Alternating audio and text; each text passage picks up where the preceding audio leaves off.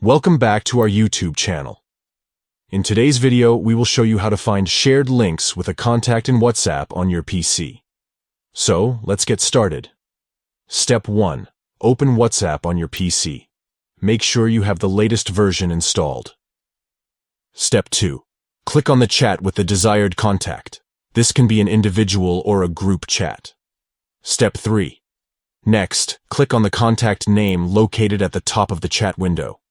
Step 4. Now, you will see several tabs, such as Info, Media, and Links. Click on the Links tab to view all the shared links with that contact. And there you have it. You can now easily find all the shared links with a specific contact on WhatsApp using your PC.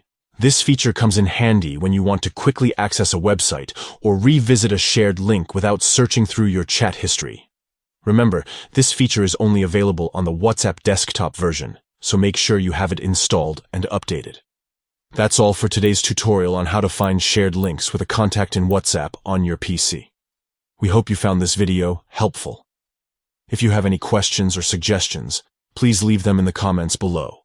Don't forget to like and subscribe to our channel for more useful tutorials. Thanks for watching.